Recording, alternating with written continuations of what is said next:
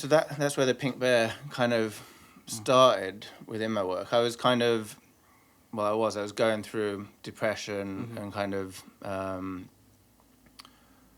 was in this really dark place within my life, kind of feeling quite isolated and cut off, and it was like, I think a lot of people do it. They kind of, what's the word? It's like catastrophizing, and like you create this idea that, or I was, that nobody likes you. You got no friends. Nobody wants to talk to you, and then you start cutting yourself off from everyone, and then you know, other stuff starts to happen. So I could see that I was kind of heading down this dark hole. So I embarked on like a journey of CBT, cognitive behavioural therapy. Because I know if I didn't go, then something bad would happen. Killa Kela podcast. KillaKelaOfficial.com. Street Culture TV. Beatbox created. Killa Kela. And we're here to talk about world music and street culture. Killa Kela podcast. Yes, people, ladies and gentlemen, Piccadilly Circus, I'm Killa Kela. Thank you so much for having us. Okay, people, our sponsors, the mighty GKNIFTYHEADS, have 10,000 play-to-earn GraffPunks NFTs to give away. Get ready as London's white trash goes blockchain digital with Bitcoin Cash tokens locked into them to claim. Get yourselves over to the website GKNIFTYHEADS.com and play to earn now. We're very lucky to have artists in our presence. Grimsby Original, now residing in East London and building a repertoire of Pink Bear action combined with gritty, earthy, pop, street-esque. Goes by the name of Luap. How are you, my brother? Yeah, I'm good. How are you doing? Yeah, I'm good. How's work? How's life? 2025? Going well. Yeah? Good start to the year. Just finished my solo exhibition at the Bottle Factory in December. Right. So now just back in the studio, getting some new ideas. The creative process knows no bounds. I can imagine there's a lot of mental tussling back and forth about the direction in which you take your future offerings. Yeah, it's like the last series was like 3 years in the making, and it was kind of, I think because of the mental health factor within the work and kind of the interviews with the kind of sitters, it was quite a mental toll, kind of make sure I portrayed people's stories in a truthful way and allowed their kind of story to come through. So I think after that 3-year period, it's kind of, I think, going back to something a little bit easier in some ways. And Explain the process. Explain the process of the previous 3 years. So my work, I kind of like to start with an idea, you know, as most people do, and then I had about 30 to 40 sitters that kind of came to me. I put a post out on Instagram and then asked people if they were open to sharing their stories of their experience with mental health. Wow. So I had quite a lot of people respond, and then I got them to tell me their story whilst we were doing photos and kind of coming up with a way of portraying that story in real time whilst having a conversation. We were very much like this, sat side by side, and I was shooting into a mirror in front, so it was shot at 45-degree angle. Wow. Which meant like we could have kind of quite a fluid conversation. Yeah. And then they also brought an object that was important to them, which we kind of put within the work as well. And then each photo shoot, we smashed a mirror, or a few mirrors, in order to get these fractures. Because what's important to me is that the work I create isn't kind of digitally manipulated. It's kind of a real moment captured. Yeah.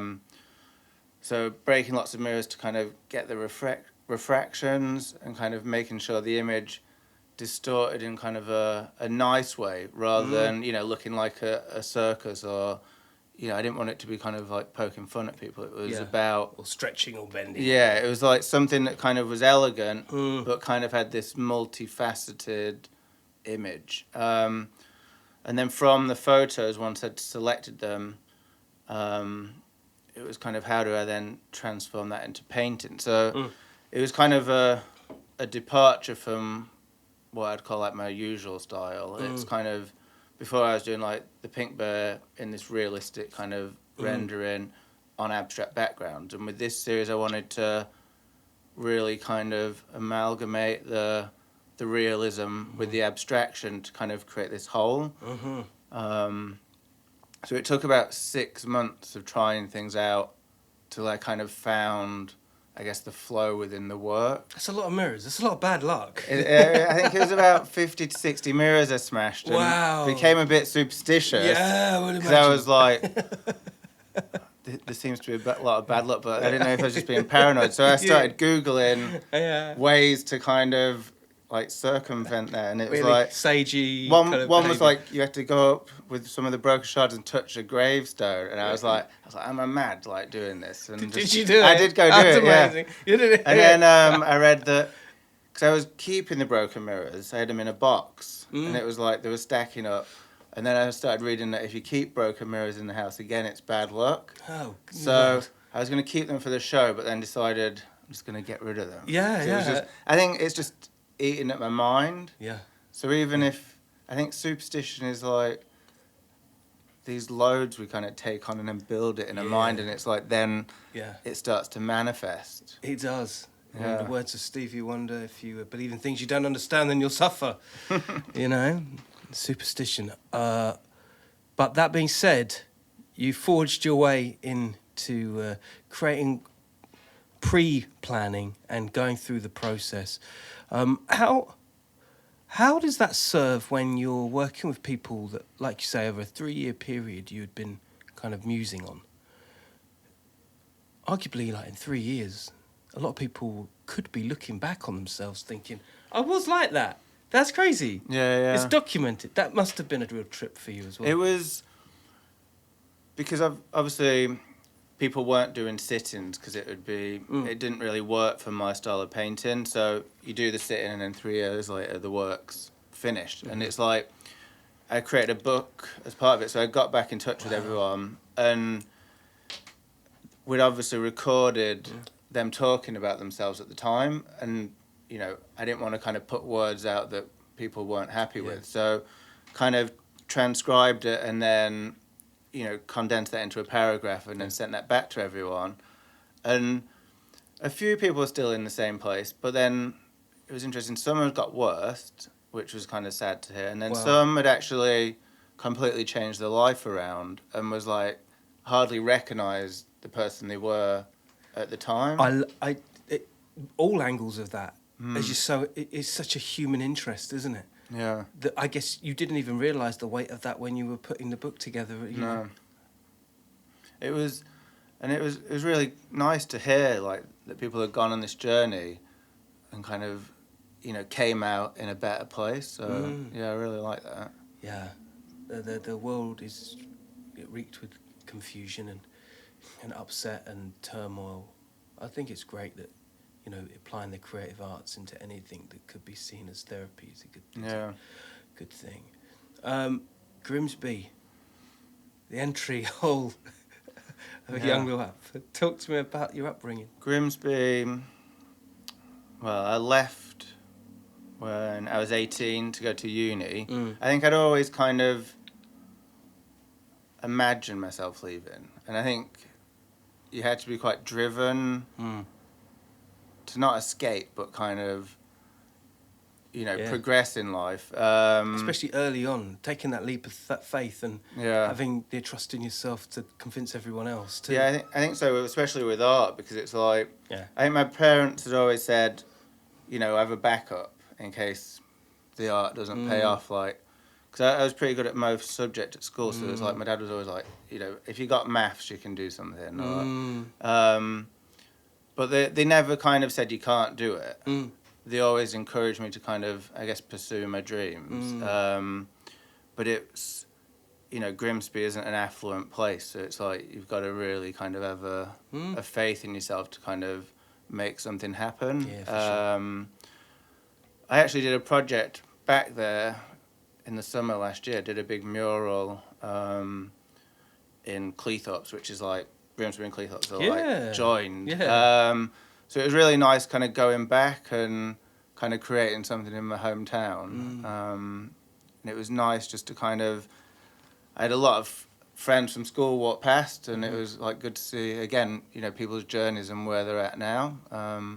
So that was kind of a real eye-opener. I used to frown on that, but nowadays I admire people that really stick it out, living in the place for the whole, you know, term of your majority of one's life. I have to admire that. As I get older, I think to myself, man, you know, could I stay in one place? Nah, I don't think. Yeah. Yeah. It's a I tough think I think some people don't have the choice though, and it's like if there's nothing driving you to kind of do something else, then I just don't think it's in the head that they want to do that. Yeah. I've always enjoyed exploring. I think that's because my parents, you know, my dad was in the Merchant Navy, so he travelled the world, and I think, you know, was kind of brought up to like try different things, like different foods, and I think that kind of ingrains this sense of adventure where you want to try more and see more and you know, experience the world, and I think just gives you quite an open view of the world rather than kind of closed and narrow-minded. Yeah, for sure. Especially as an artist, really taking that risk.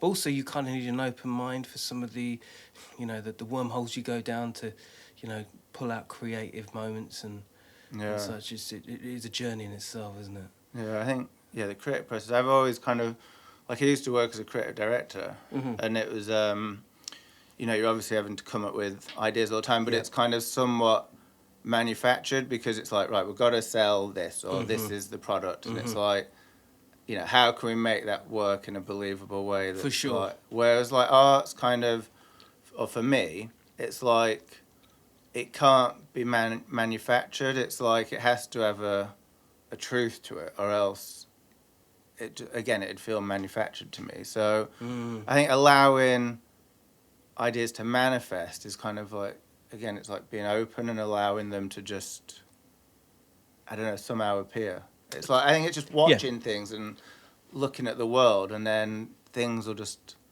pop in your head. That's the best bit. Yeah. When you say truth, are you talking from the perspective of yourself that, you know, and serving the art in the way you do, or are you talking truth from a person observing and taking in the information? Does it need to be does it need to be obvious in your art what the message is? I don't think it has to be massively obvious. I think what I mean is like there's a truth to the narrative, so it's kind of I think if you think of a feeling and you felt it, then you'll be able to express that in an image, and then I think someone else will be able to relate to that because they'll be able to see these qualities within the work. And I think if you've kind of tried to think of a feeling rather than experienced it, then it's always going to look a bit forced. Oh, yeah, you're right, you know. That's so true. Like I've seen photo campaigns where people have said, "Oh yeah, this is what they're feeling," and I've looked at it and it's like, it's not what they're feeling. No, they're feeling like it's their 11s pretty soon. Yeah, I feel you. It's sincerity. Yeah. And trust in your. Yeah, you're being able to transfer what that feeling or that, you know, message is, which comes to my point I wanted to raise about your versatility as an artist. It seems to me that you've got as Elton John once described it, you've got a toolbox and you just know what to pull out and what not to pull out in the creative palette that you've got. It just on surface, so to speak, it really feels like you're updated with everything modern, but you also have a level of aesthetic that is from a classical place as well. Yeah. Not sure where to describe where that's come from, but I guess it's like maybe it does relate to my previous job, you know, you kind of, I worked as a creative director for 15 years, so you have to kind of stay, I guess, relevant on trends. And I think to get that cut through, I think art has to stay relevant as well. But then tradition and kind of craftsmanship, something that kind of has to last beyond our lifetimes, and kind of that storytelling, again, it's like, is it going to be relevant in the future? And I think, you know, good design or good art lasts beyond a generation. It's kind of, it has to. And it's like, I think, you know, I've looked back at old design I did, and it's like, I think it still looks relevant today, because you have to kind of go beyond trends as well. It's kind of, I think, having a universal view of what good design is or good art is enables you to kind of see that. It's like looking at, I guess, old masters' paintings, how they paint, kind of how they render things, how, I guess, light and the world's kind of seen kind of all plays into that. Yeah, for sure. Do you think that the general public are triggered in the same way, like trends and such? Do you think they see a trend in something and gravitate towards it, or do you think they've been served enough authenticity in their time that they get the heartfelt message in something and away from all the melee of what's hot and what's not? I think trends kind of trickle down, so it's like you can see it.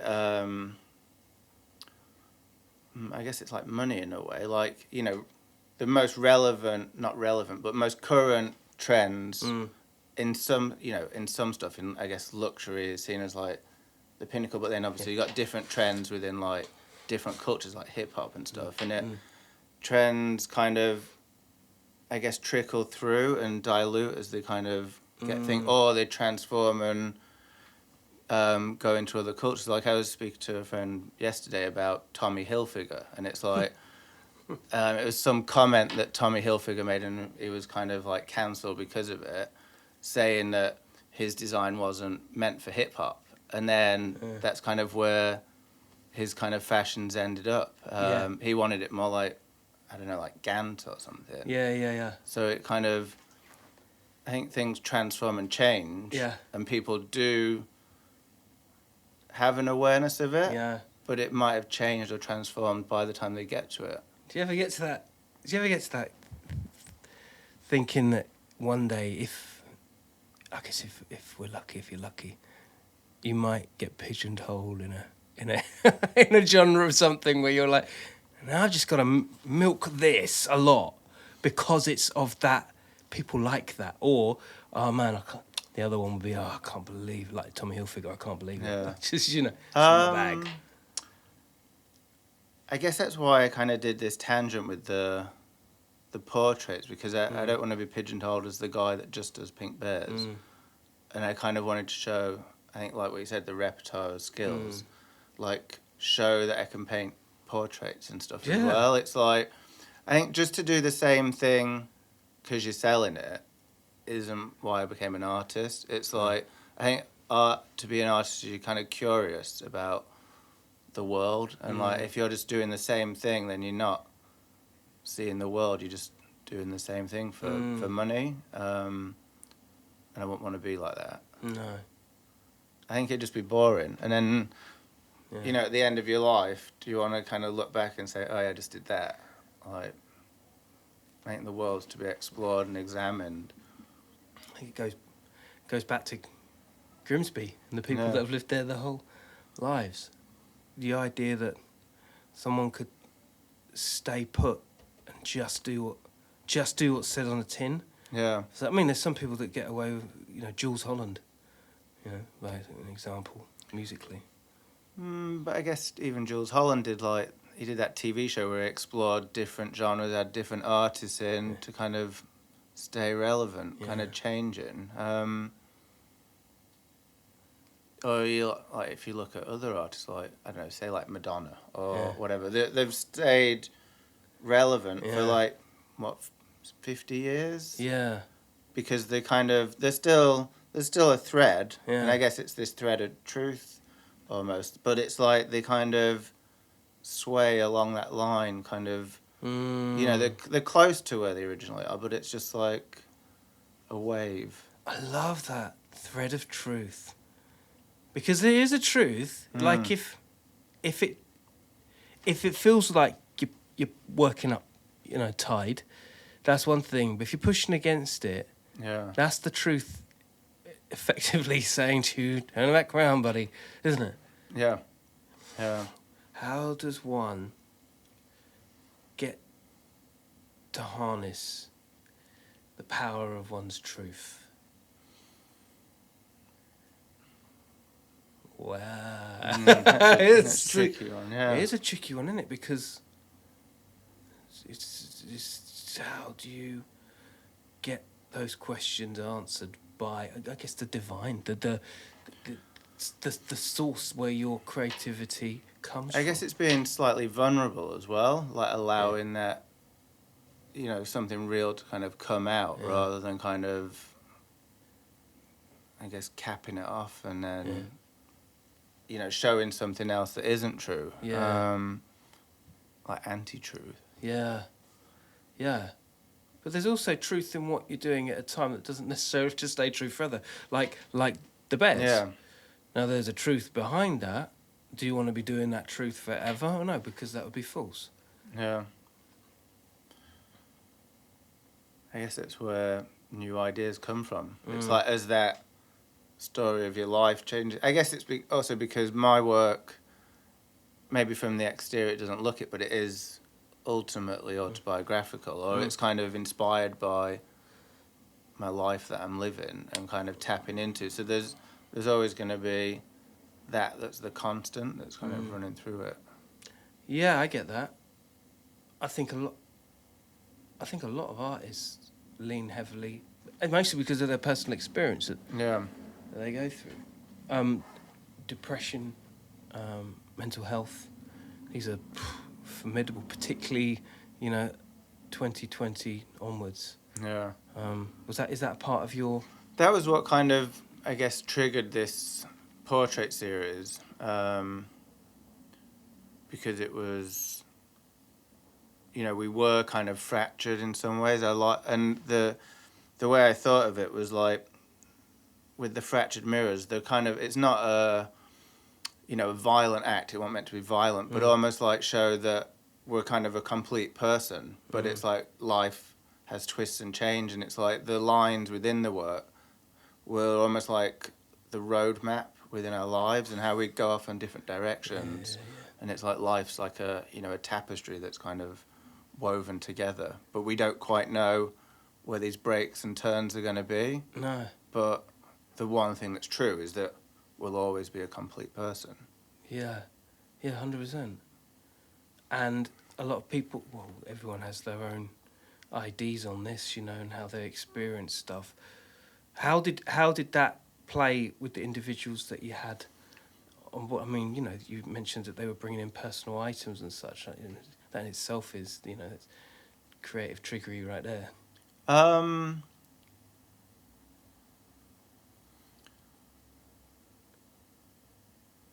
not sure I quite understand that. To say that. How was each subject different, each person, from a mental health point of view? They'd kind of like, so some sitters, and not to trivialise what they kind of said, but like some were like, you know, they brought a brush in, and they said each day they kind of brush their hair, obviously, I don't brush my hair, and they kind of brush away the worries. So it's kind of something, it's just about keeping them on top of the game mental health-wise. Whereas another sitter had been assaulted by two best friends, like drugged and assaulted. And that was like, you know, heartbreaking to kind of hear. Yeah. And it's like, how do I couldn't even think for a while how to kind of convey that as an image. And which again was like, without trivializing it and kind of putting, you know, like someone with some tablets in their mouth or whatever. And it had to be kind of soft but kind of powerful. So there was like a real range of stories. So personal. Yeah, and it was, you know, they'd really kind of struggled whether they'd actually tell me about the story, and I didn't know until they got there, and it really kind of like hit me Wow. when they told me the story. Why wouldn't you? Wow, that's Yeah. crazy. Yeah, and I think I spoke to them recently, and they've completely changed their life. Really? And that was one of the positive stories. They're like, now they've had a kid, and they're kind of getting married, and you know, their life's completely changed around. Nice. So it was good to hear that. Nice. And I think it's one of the things I've thought about before is like, at the time we might be feeling something. So I know I've talked about kind of my depression I went through in my work, and it's like when you kind of come out of that, it's like hard to relate to that. It's like almost like you're a different person when you totally. kind of transformed. Yeah. And it's almost like if someone was telling you that they've felt that, Yeah. it's still hard to kind of Yeah. imagine what they're going through in their head. Yeah, that's right. So you can kind of create an idea of it, but I think it's hard to kind of really relate to it. Yeah, I get you. Talk to me about the depression in your work. So that's where the Pink Bear kind of started within my work. I was kind of, I was going through depression and kind of, I was in this really dark place with my life, kind of feeling quite isolated and cut off, and it was like, I think a lot of people do it. They kind of, what's the word? It's like catastrophizing, and like you create this idea that, or I was, that nobody likes you. You got no friends. Nobody wants to talk to you, and then you start cutting yourself off from everyone, and then you know, other stuff starts to happen. Yeah. So I could see that I was kind of heading down this dark hole. So I embarked on like a journey of CBT, cognitive behavioural therapy. Yeah. Because I know if I didn't go, Yeah, then something bad would happen. for sure. So I did that for like 6 months, and it kind of just makes you look at things in a different way. So things like, one of the things I kept repeating to myself was that I got no friends. And then you're talking to therapists, and it's like, well, have you got no friends? And it's like, well, no, I've got like some friends. So then it's like reframing that. It's like, I might not have loads of friends, but I've got some friends. So then it's just rephrasing these things in your mind to kind of have a slightly more positive view on the world. And we just worked on lots of stuff like that. And it's like one of the, I guess, most powerful sessions for me in terms of for my art was like, I was drawing or painting like all these dead trees at the time that were kind of isolated and cut off, and they're like behind fences as a visual metaphor for how I was feeling. Wow. And in one session we kind of drew like, what tree do I look like? And it was like this skinny, you know, like the trees that kind of have the supports around them that have just been freshly planted. That's what I felt I looked like at the time. Right. And then it's like, well, what would you like to look like? And it was like, I think in my head, I wanted to be like the strong oak. But I kind of thought like to get to like a fresh, I think like, not a sapling, but like a silver birch that was kind of, you know, all green and just coming out in the summer. And it was like somewhere in between that felt realistic.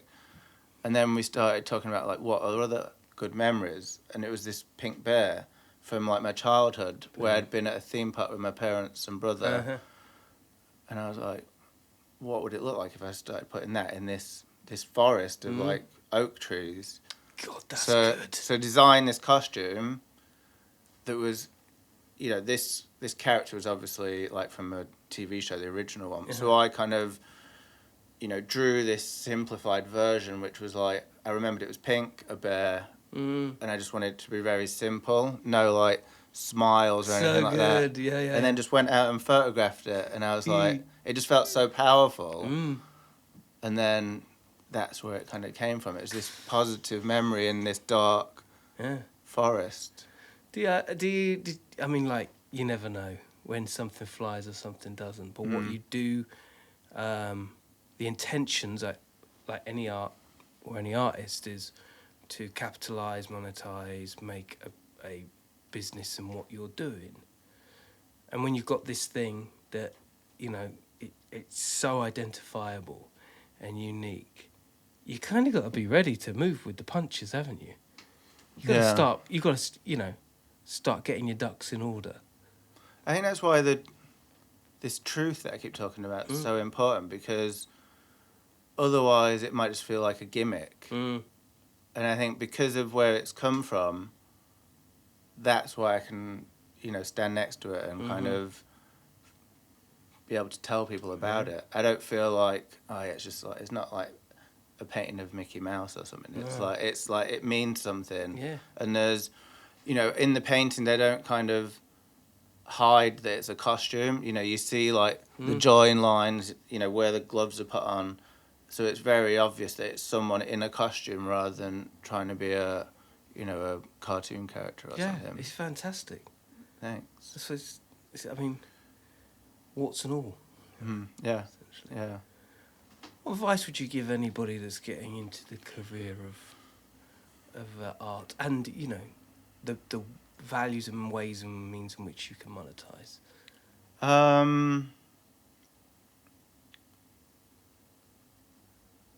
I think you've got to be determined, because it is a saturated kind of marketplace if you're going to sell your work. And I think it's like you've got to have your unique style. There's got to be your kind of tone of voice within the work, and I think that takes time to kind of develop. I think it's good to kind of take influences from other artists, you know, building on the history of art, you know, whichever kind of art form you like to follow, you know, whether it's music, painting, you know, building on others is always a great place to start, but then you've got to develop your own unique point, or else you're just copying. Yeah. And then I think you just got to keep pushing it, and it's going to take time. And I think one of the things that I've seen and I do in my artwork is kind of having essentially different products.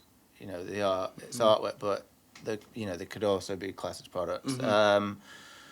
And it's kind of, you know, having smaller works and bigger works, and you kind of got to have that diversity within your portfolio, I think. Yeah.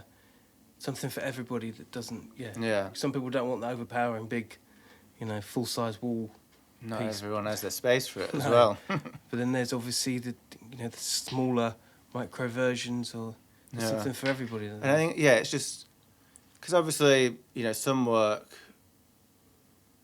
by the nature of it and the time it takes, is gonna, you know, like I did a giant bear head sculpture the size of a house. It's not gonna go in everybody's back garden. But, you know, someone could buy a postcard or a print of something. So I think it's just having something that's available for essentially everyone. Yeah. Don't exclude people. No, and marketing it, which is Yeah. the biggest question mark that appears, you know, especially nowadays, just media in general. Yeah. Crazy to plug in and get your voice heard, isn't it? But I think, again, that's why it's kind of important that the truth, because you're telling the story, you're telling the narrative, and it's, you know, your USP, like what you're pushing. Yeah, 100%. The truth, people, is out there. So this year is looking rosy. You'll put your new projects ahoy, new momentum building. Yeah. So I'm going to be showing the big pink bear head again a few more times this year. I don't know where yet, but a few other places in Germany. Wow. And then currently in talks to do some kind of exhibition in the US. And then I'd hope to do a couple more murals this year as well, and then a new series of paintings. So keeping busy. Man, it was hard to get you on here, but that's not surprising. That's amazing. America, Germany, getting out and about, Yeah. murals. Yeah, it's fun doing the murals. I think just like the physicality of it, like just being out and outside as well, not in your studio on your own, like talking to people. Yeah. Yeah, it's good fun. Yeah. Can I have a photo? No, I'm not ready yet. This is not finished. This is not that moment yet. You come back in about 3 hours or something like that, right? Yeah. You do, you're stylistically flitting between street and popular culture, contemporary. I'm really looking forward to seeing what 2025 brings for you, my brother. I really am. Thank you. Yeah. Wicked. Thanks so much for joining us. Cheers. It's a good one. Luap, ladies and gentlemen. Yes, Street Culture Podcast, Killa Kela. Outlighting was out of fashion. All right, stay lucky. Remember, crime don't pay, but neither do they. Don't talk to anyone I wouldn't. Easy.